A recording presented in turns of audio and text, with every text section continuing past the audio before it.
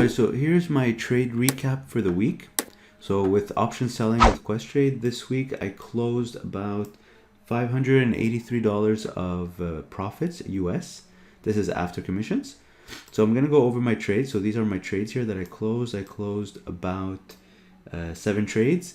I still have all these trades remaining open, not ready to be closed. 26 remaining open trades. Some of them are almost profitable, some of them are in big trouble, but yeah, we'll get to that later. So let me go through my closed trades, my profitable trades. So the first one here, I've got Spotify. It was a naked put at a 210 strike. I entered the trade March 29th. I got out the next day, March 30th. So if we look at the chart here, so if I go to Spotify, so we said March 29th and March 30th. So March 29th is over here. Spotify dropped to 251 at some point. So I sold the 210 put for May 21st. I collected $5 for that. The next day it went up to 259, 260. I put an order to close it for $4 so I would take a $1 profit. So it got filled. I got a $1 profit in one day. Sadly though, if you look at the chart the next few days, it kept going higher. And I think that same put option that I closed for $4 could have been closed for less than $3. I think almost $2. So that would have been an extra $200 of profit instead of just $100, which is great. But I mean, as you could see, or as you've seen from my previous trades, I tend to close my trades too early. But it did take a lot of buying power. I think it took at least $3,000. And I always have in the back of my mind, what if the stock continues to drop, right? Then the buying power increases. So just to avoid the stress, sometimes if I'm happy with a $100 profit in one day, then I'll take it and get rid of the stress, right? Next, I have here Peloton. So this is a trade that I had for a while. So I opened February 22nd, as you can see, it's been a while. I closed March 31st.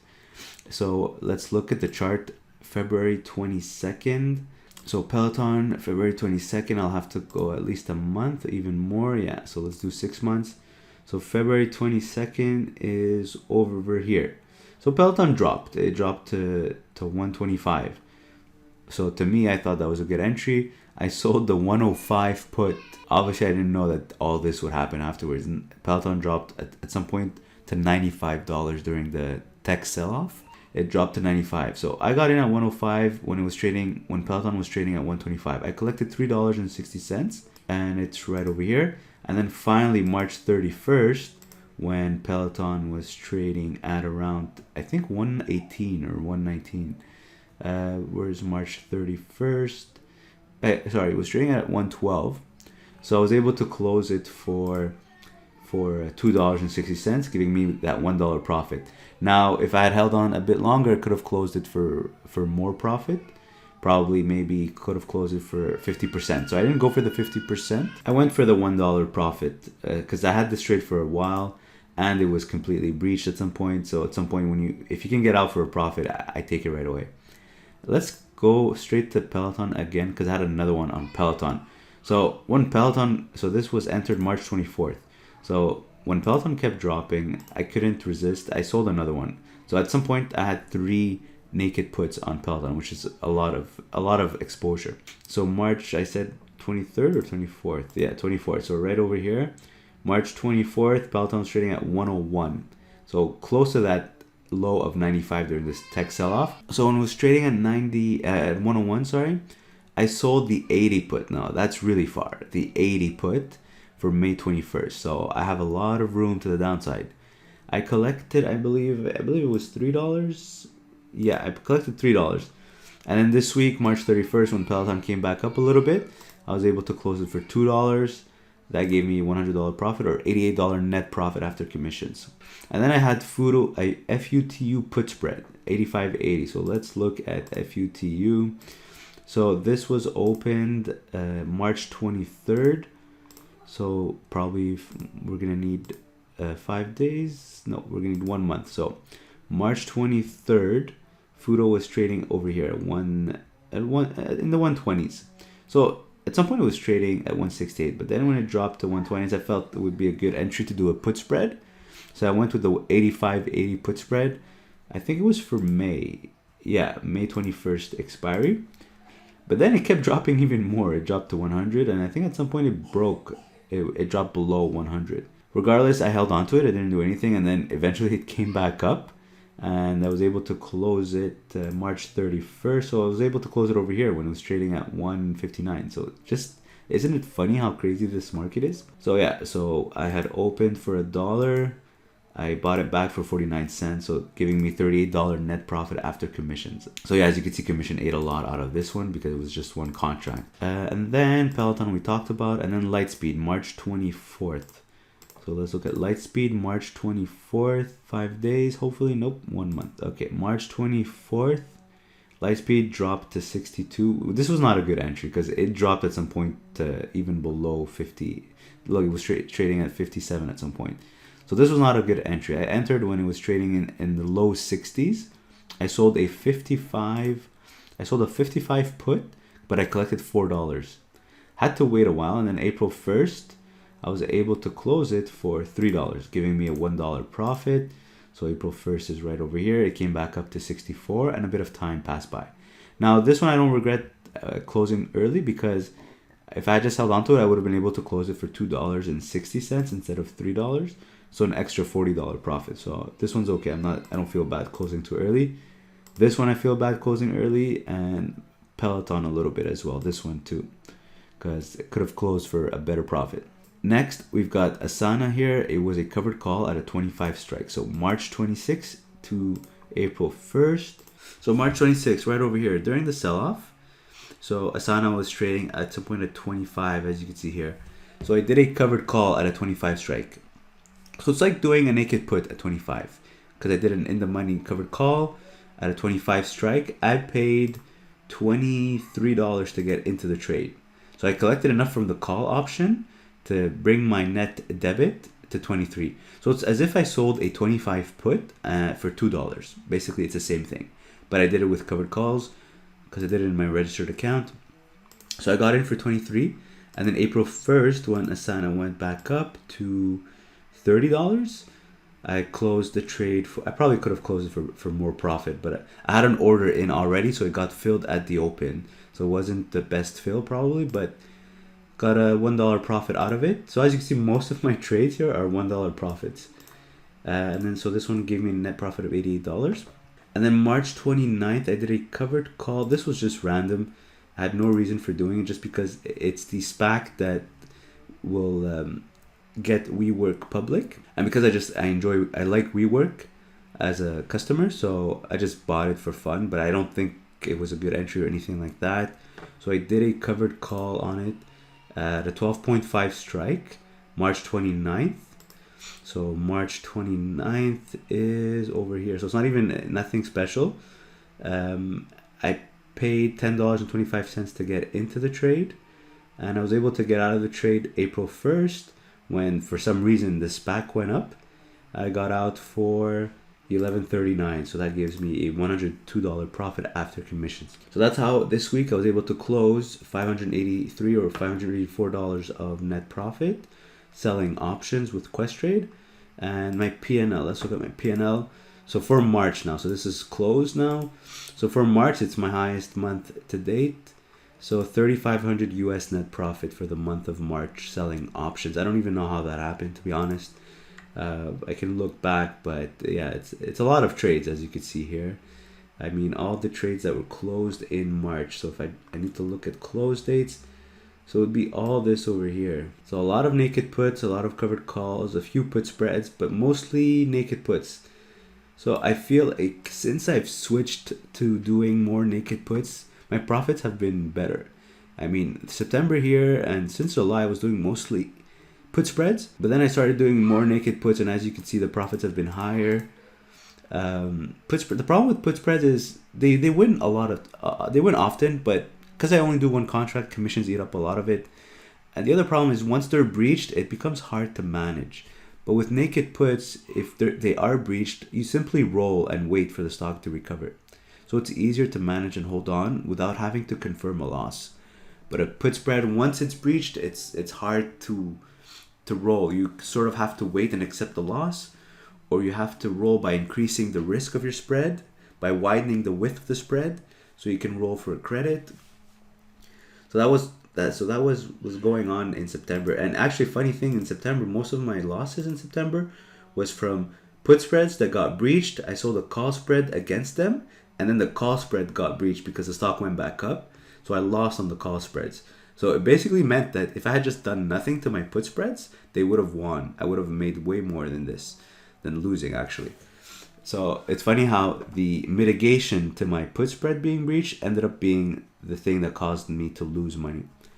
So when I started converting more to naked puts, doing more naked puts, you can close them faster, they decay faster, and they're easier to manage. But obviously it takes way more buying power, and there's the risk that the stock just continues dropping or falls to zero. Well, if you have a put spread, you have that protection. From the long put, you have that protection. So when I do put spreads, I don't necessarily care about the underlying because I have a protection. But when I do naked puts, I have to care a little bit about the underlying because I have to make sure it's a quality stock that's not going to drop to zero or continue dropping. That it has a tendency to go up over time. That's the extra step that's required when I do naked puts. All right, so the remaining opening trades here. So this was a naked put in my margin account that I converted to a covered call so I could switch it to my RSP. Because it was a 50% margin requirement stock, I wanted to remove it from my margin account because it was taking, it wasn't the best efficiency of capital if I want to use my margin correctly. So I moved it out of my margin because it was a 50% margin requirement stock. So this stock is probably trading at 11 and I've got a cover call at 15. My net cost is 12.45. So basically I'm just waiting for this to come back up above 15. As I'm waiting, I'll just keep selling calls at the 15 strike. I've got a root naked put, same thing. This one has a 17.5 strike. Have to wait for the stock to come back up. I've got a Peloton 120 put. Now the Peloton was at 119 at some point, but I needed to be above 120 by April 16, but I collected $5.79. So my break even really is $114 on this. So I just need Peloton to be at 114 by April 16 and I can break even on this. Anything higher and it'll be profit. And I could also roll it. I could have rolled it to a lower strike for May, maybe to the 110 strike for maybe a small credit. But then I'd have to hold on to it till May at a 110 strike. So I decided to just hold on to it and we'll see what happens. Got a Wish naked put at 20 strike, not doing well. I've got a Snowflake put spread, not doing well either. I think Snowflake is in the low 230s, but it expires April 16. So I have to take action soon. What am I going to do? I'm not sure yet. Either I'm going to convert it into a naked put, but it's going to take a lot of buying power, or I'm going to increase the width of the spread and roll the strike slower. So instead of a 5-point wide spread, I'll have a 10-point wide spread. Got a Hims covered call, not doing too well either. Got a Lemonade put spread. I think Lemonade's at 95, but it needs to stay at 95 by April 16. That's what matters. Now, how I would mitigate this one if it's breached, I think I would convert this into a naked put. It's a 30% margin requirement stock, so I think I would just convert it into a naked put if it's breached at expiry. I've got an AI put spread that is breached. This one I don't know what to do. I think I'll have to increase the spread on this one, the width on this one, because it's a 50% margin requirement stock, so I don't want to do a naked put on it. So yeah, I think that's what I would do. But hopefully it's above 75 by April 16. I've got a Curry naked put here at 17.5. I think it's at break even right now. This cover call on higher is not bad. I'm just gonna keep selling calls at 10 as much as I can until I get out of the trade. I've got Luminar. This one's not doing good, but not too far away. This one's doing terrible. This one is doing bad as well. This is the worst one I have here. This is definitely the worst one. I've got two naked puts at 30 strike, and the stock is below $20. So that's terrible, man. Then I've got a cover call on Shift here, SFT, 10 strike. It's okay. It's not doing bad. This was a good RX. This was a naked put for earnings at a 40 strike. I rolled it down to 35 to May 21st. Total credits received was $2.30. I actually had an order to close it in yesterday, so for about $1.45. It didn't get filled, but I could have closed it for $1.50 about maybe, and would have given me $80 gross profit, but after commissions would have been about $55. So I still have the trade. I'll try to close it this week. Got a Hims naked put. This one's actually showing some profit, maybe about $60 profit, but I'm trying to get at least $1 profit out of it. This one was doing terrible, but Tiger recovered this week, so it's a covered call in my registered account. Not ready to be closed, but at least it's recovering a bit. This was a covered call that I sold during the sell-off. It's okay. I think it's at break even. This one's showing Palantir is a covered call at during the sell-off as well, 22 strike.